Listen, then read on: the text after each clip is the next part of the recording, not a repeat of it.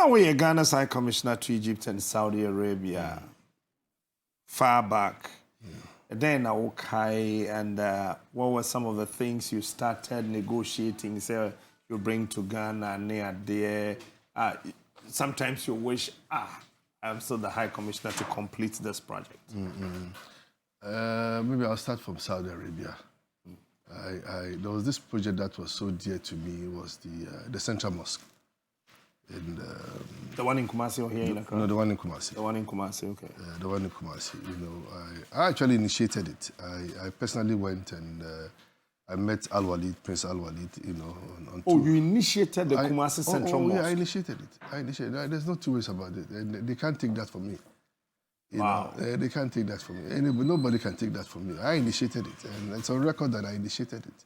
You know, I met Al-Walid, and the first time I met Al-Walid, and I popped the issue of the Central Mosque, you know, and all that. Then he told me that he's built so many mosques, you know, so many thousands and thousands and thousands. So he feels that there should be something else, you know. So I came back. I was in Ghana on holidays then. Then I went to meet the president, the former president, and I told the former president, look, I need a letter from you, signed by you, so that we'll go and present it. I'll personally go and present it, Al-Walid, that you have sent me personally, you know, and this project is so dear to you. So this is what happened. The letter was done. The former president signed the letter. So John Mahama signed that letter for you? Yeah, signed that letter for me. Then I went back to post and I booked an appointment to see Al-Walid. Then I presented the letter to him and he opened the letter in front of me. He said, you guys have got me. This is exactly what he said. He said, you've got me. So immediately he called one of his directors in the office and all that they should initiate this move. You know, so we started, you know, with the bill of quantities, the drawings, and you name what, you know, all the pieces together. Then along the line, we lost the elections, the 2016 elections. But before leaving Saudi at that particular time, we had then signed a contract, you know, between us and Al-Walid. There was a memorandum of understanding and all that. And that the first tranche of payment was coming in I think it was the 20-something of January 2017. So when I left post, then I went to Egypt. You know, I have a family too in Egypt, you know. Yeah. My mom hails from Egypt, actually. Oh, your mom is an Egyptian? My mom is Egyptian, you know. Yeah. Yeah. Actually, my mom was the first Egyptian to have married a Ghanaian, my dad, you know. Your mom? Yeah, my mom. The first Egyptian? Yeah, my mom came to this country in 1950. She's been here 73 years, I guess. Yeah. And then Fatia? Fatia is the second. It was my mom who actually... Okay, we'll come to that story. We'll come to that story. So when I left office, strangely, then I was in Egypt. I spent some time. I think I spent about 7 months or 9 months there because I wanted to take a break, you know, since we lost the elections and all that. Then at that particular time, then I had a phone call from the secretary to Al-Walid. Okay. Then she spoke to me in Arabic. I speak very fluent Arabic, you know. Oh, okay. Because of my mom. Then she said, what's going on? I said, what's going on, madam? She said, well, we've had letters coming from the embassy stating that the figures have been changed. They've changed the contractor, the drawing, all kinds of things.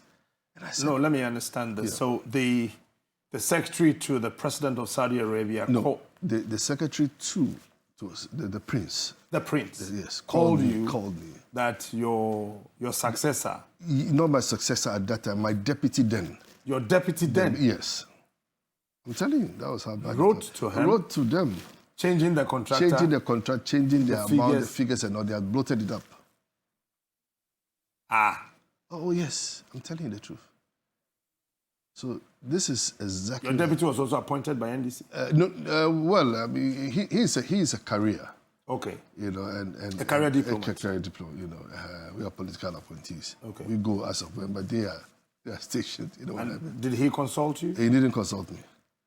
He's one very wicked guy.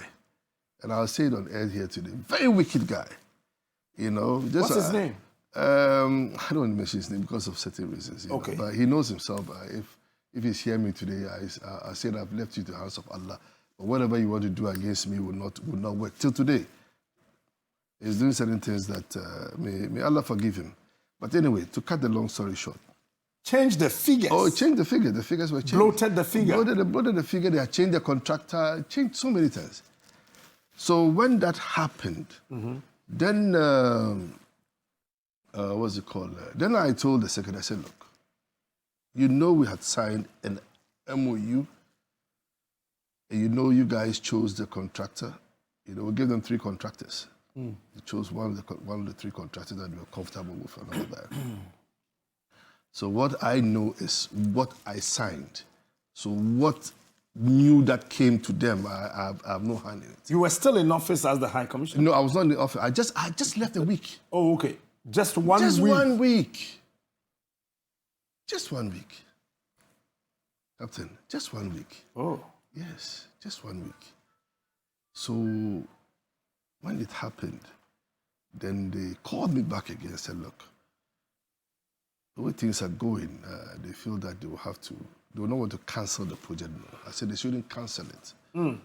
They should not terminate the project because this project is very dear to me, dear to the former president and all that, and especially the people of Kumasi. You know, because, you know, Ashanti region, we have a very huge Muslim population. So they said, okay, but what they're going to do, they're going to suspend it temporary. Okay. So they did suspend it temporary. Then along the line, I guess, I think the vice president paid a visit or so to Saudi Arabia. And from my information, I think he met them, you know, and they kind of revived the, what's it called? Contract? The contract, something like that. You know, but for me, I always say that I initiated it. You know, I don't care whether somebody likes it or not. So I don't know if the figures were changed to its original that's what total, or I don't know. It remained.